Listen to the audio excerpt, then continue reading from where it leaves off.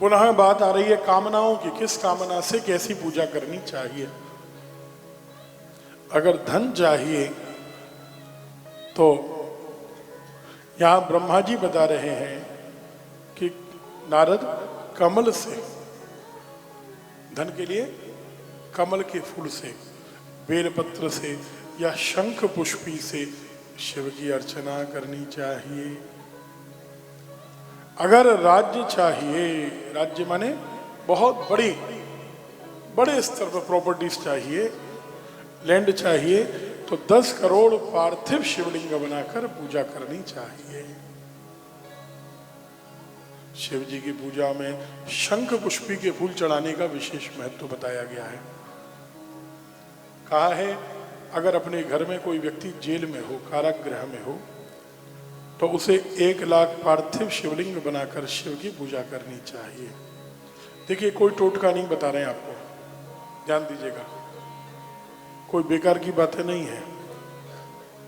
हम आपको बता रहे हैं वो चीजें जो शिव पुराण में लिखी हुई है, उपाय हैं, उनको न बताकर अपने मन से या लाल किताब के या रावण संहिता ग्रंथों के जो ग्रंथ अभी लिखे गए टोटके बताना उचित नहीं है। जो लिखा है इसका अर्थ ये है कि कामना होना गलत नहीं है। कामना मन में आएगी, अगर दुनिया में रहोगे तो परेशानियां आएंगी। परेशानियों से मुक्त होने के लिए ब्रह्मा ने बताया, ऋषि मुनियों ने बताया। अगर ये चीजें गलत होती ना नटवर जी, तो फिर शिव पुराणों में भगवान वेद व्यास क्यों लिखते हैं सब चर्चा? बोलो, अगर धन गलत होता या कामनाएं गलत होती तो भगवान व्यास लिखते कि ऐसा ऐसा करो। सृष्टि खंड में 14वां अध्याय पढ़ लीजिएगा, ये सारी कामनाएं कैसे कैसे पूर्ण होंगी।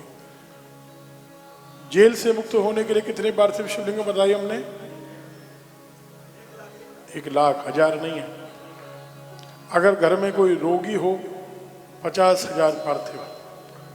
अगर कन्या चाहते हो, मेरे घर में कन्या का जन्म हो, तो 25,000 कमल के पुष्पों से शिव की आराधना करो।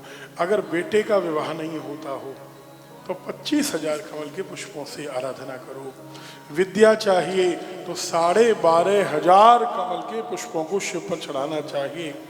अगर वाणी चाहते हो, बोलने की शक्ति चाहते हो, तो भगवान शंकर पर घी की धारा चढ़ानी चाहिए। घी, उससे शिव का अभिषेक करें।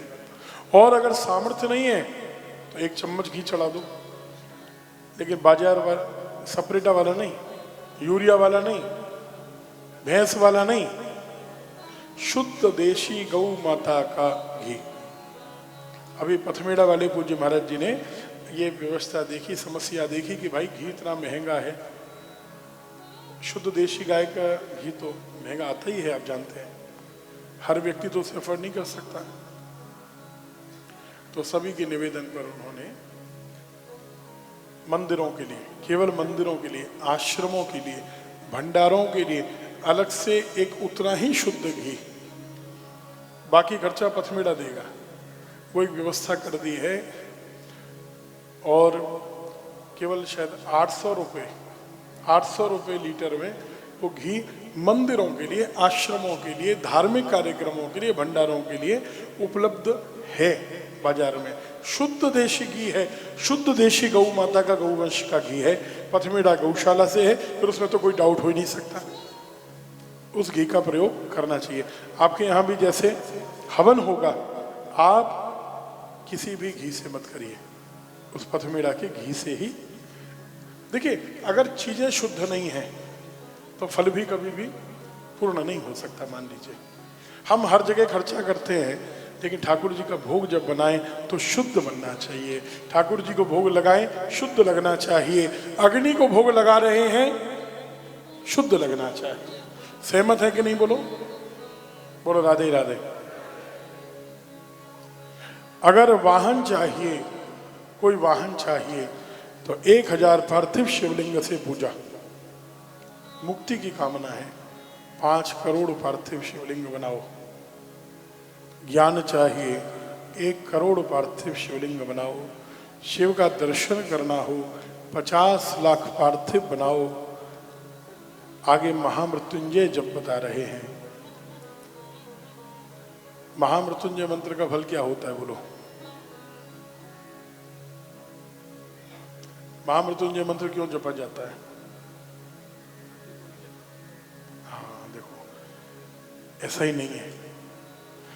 हमने आपने यही सुना है कि महामृत्युंजय मंत्र का प्रयोग केवल घर में कोई बीमार हो तो कराया जाता है।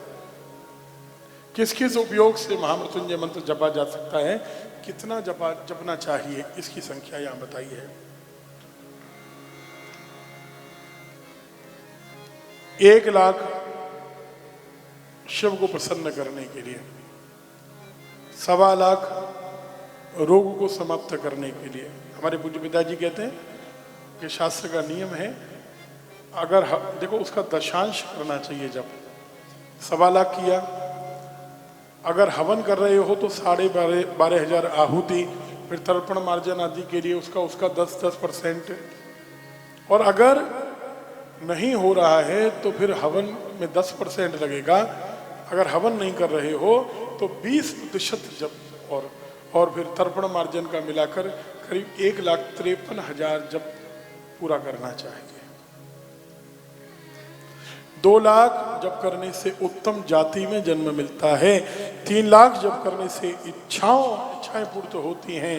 4 लाख जप करने से भगवान शंकर का दर्शन होता है और 5 लाख महामृत्युंजय मंत्र जपने से भगवान शंकर प्रत्यक्ष हो जाते हैं।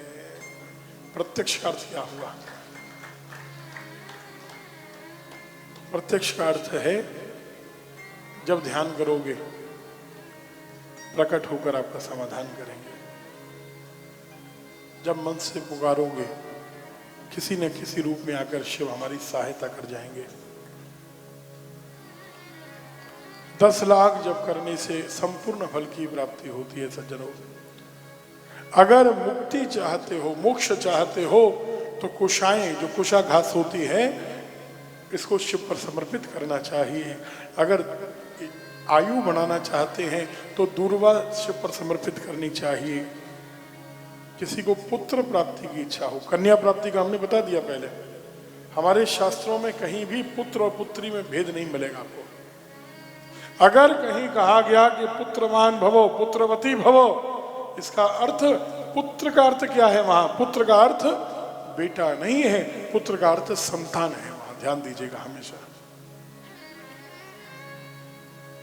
अगर पुत्र चाहते हो तो धतूरे के फूलों से शिव की अर्चना करनी चाहिए। अब एक बड़ी अजीब सी बात तो आपको लगेगी, लेकिन लिखी हुई है तो हम बता देते हैं।